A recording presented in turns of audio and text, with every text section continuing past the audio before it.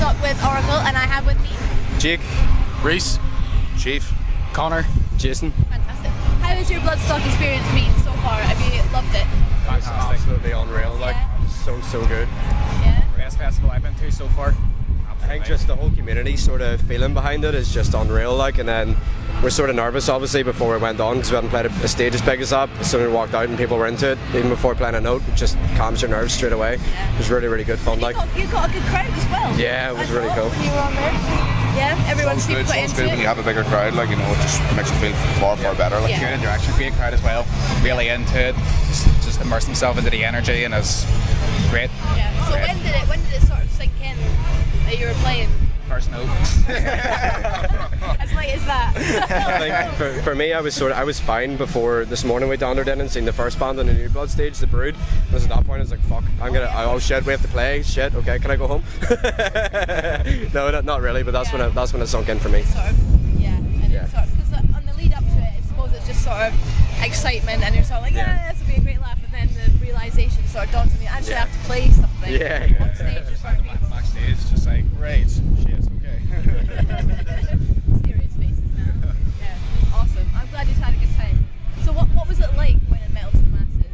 What was the competition? Why was the process? The competition was surreal. Like, I mean, especially in Belfast, there's so many good bands there. The standard just raises and raises every year.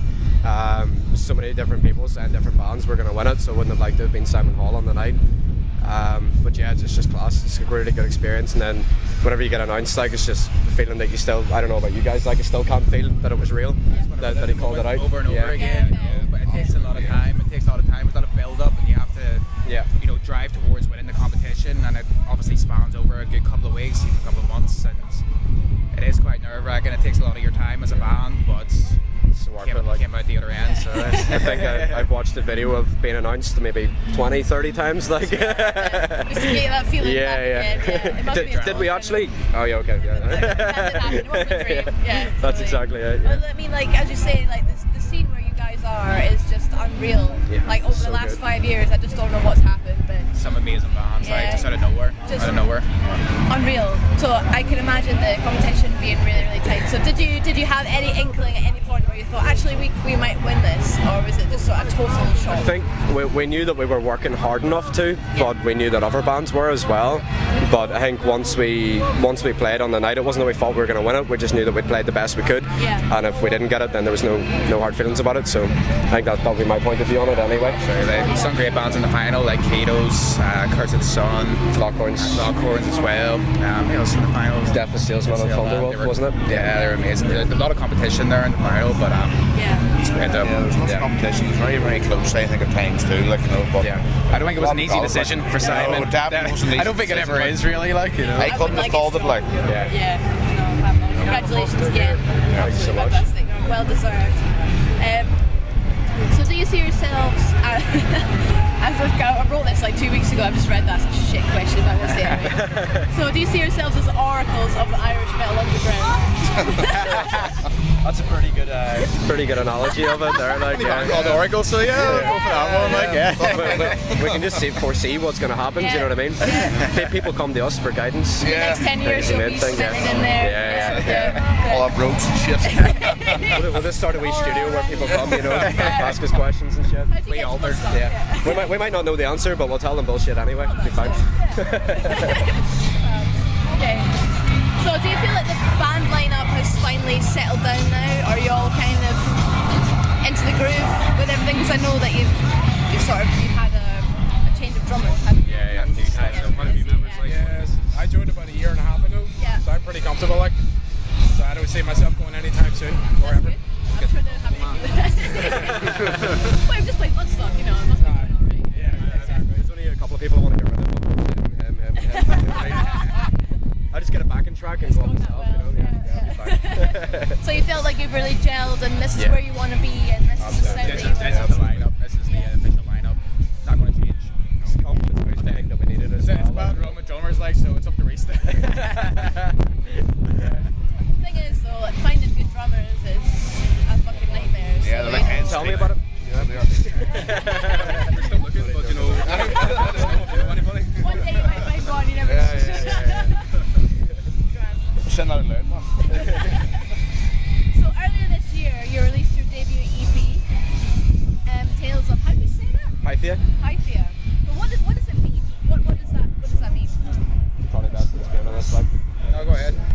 Well, the Tales of Pythia. So Pythia was part of the serpent that Apollo beat in like Greek legend. And then after that he spawned his oracles from there. So people went to see them, so it all originated from like the Tales of Pythia. But it's sort of, we try to write our songs from like a mythological standpoint, but that is relevant to day-to-day life. So that's sort of where we were going with that one. Just incorporated what's going on in the world, you know, prophetic times some would say we're living in, so just kind of got influence from that, mixed the mythology and with what's going on in real life, you know, that kind of adds to that. So that's a really cool idea. So what made you think of that? I don't know, I think it's maybe more just the way it came out lyrically. Yeah, I mean, we always kind of want to have our own political opinions, like, you know, and we're quite strong with that, so we just wanted to build a little bit of mythology around, you know, political awareness as well, and just have something with the music that means something, you know, and, you know, when people read the lyrics, they'll, you know, be able to know what we're on about, you know, so it's just good to be in a band because it has something to say, kind of thing. That's the way I've always wanted it to be, so that's just the way it's taken off, and having that mythological side to it just adds a lot more to the lyrics and what we can do with it, so. I think it's the sort of thing where you can listen to it at one point and you can just hear the myths and legends, that sort of thing, or you can be, I don't know, fucked off one day with what you see in the news and you can listen to it and take a completely different meaning from it. That's sort of what we wanted to do, like, you know. Come away with the same type of meaning from the one song, you know. It's great too, like, so. Same even with all of us, like, obviously, like, I write the lyrics, but it can mean something completely different to Chief or Jake or Connor or Reese or anyone else, like, you know, it's just all what we want to write about, like, you know. Well have their own favourite song in the EP, so no one's like that one song, oh that's my favourite, everyone's different, like different songs in the EP, and that's good as well, you know, it's, so. Plus it's educational. Yeah, absolutely. It's always good. Yeah. I'm for that. All for Education. But I'm just interested why you chose Greek mythology and maybe not Irish or Celtic mythology. I think it was just what came out at the time. Yeah. To be honest, because a lot of those songs we wrote fairly quick off the back of becoming a band, so we named ourselves Oracle and it's like, right, okay, what lyrics am I going to write, this sort of thing, how are you going to relate this to that? But it's sort of, it's straying away to different forms of mythology now as well with the newer songs, so I think it was just relevant to that one that it was Greek. The name Oracle, it was just the foundation, and it's like Oracle of Delphi, Greek mythology, and then let's go for that. Plus we're all God of War fans as well, so that adds to it as well, you know. Follow me, boy. That's a cool concept. Right. Okay. So how do you feel about the release? What's the reaction been like for you guys? Absolutely fantastic for us. Been happy with it? Really overwhelming in some parts, you know, but like it's been really, really good all round. Like, really, really happy with it. Like, so, I think the biggest thing for us was that other people enjoy it as much as we do. You know, like especially obviously at our Belfast gigs, so we played there obviously quite a lot. You see people singing it back to you. Yeah. That's a really good. People start to sing along to the songs. It's a really good feeling. So, Maybe we're playing Belfast too much. I don't know.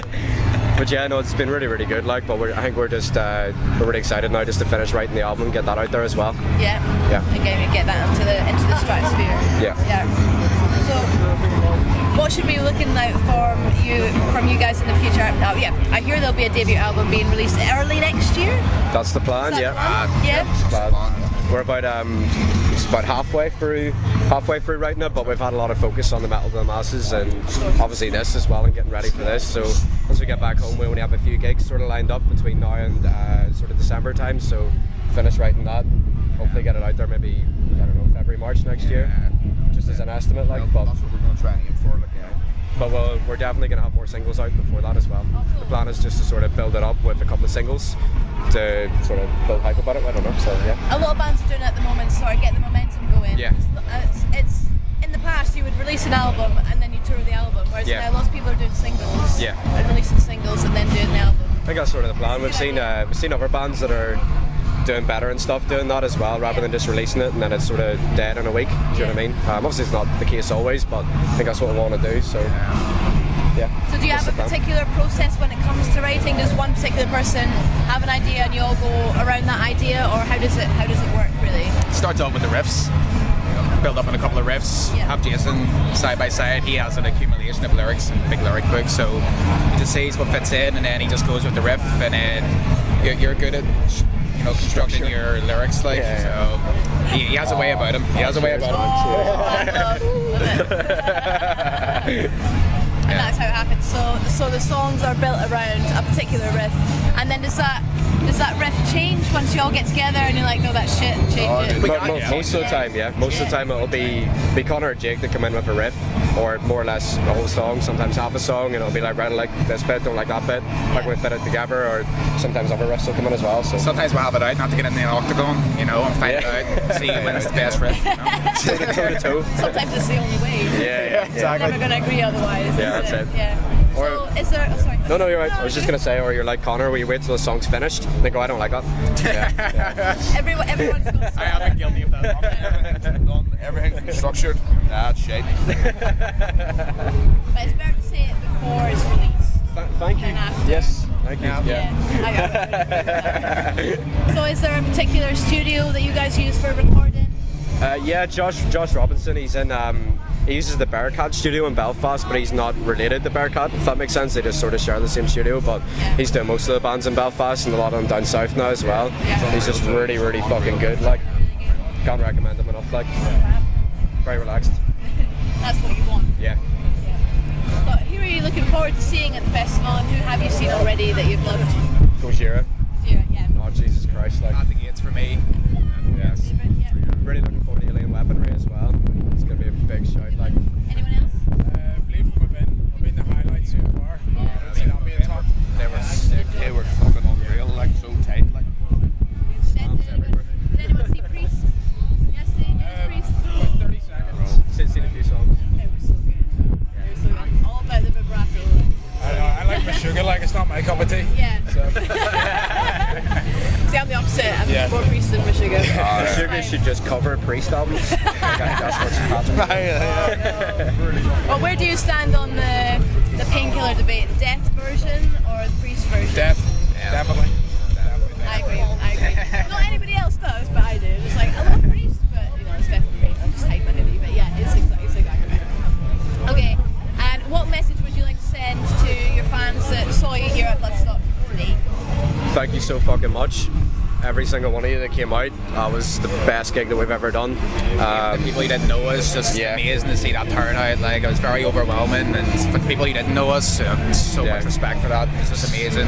Lovely community spirit, great interactions, just fantastic, the whole thing. So I think, like, naturally we were obviously hoping for a big crowd, but that was just better than expected. Yeah. It was really, really good. Yeah, loved it. Thanks for coming out. Show the support. Yeah. hope to be back again. I know, you've done it now. And where do they need to look to find out the latest about what's coming up? So you're on your Facebook, you've got a website, what's the deal? Everywhere, so we're on Facebook, Instagram, Spotify, Google Play, Apple Music, pretty much everywhere. On Facebook it's Oracle NI. It wouldn't have us have Oracle for some reason, but Instagram it's Oracle Band Official. You can search us anywhere, you'll find us. Check us out. Regular updates as well. Yeah. Regular updates. Well, thank you so much, guys. Really Thank you so much. Thank you very much. Yeah.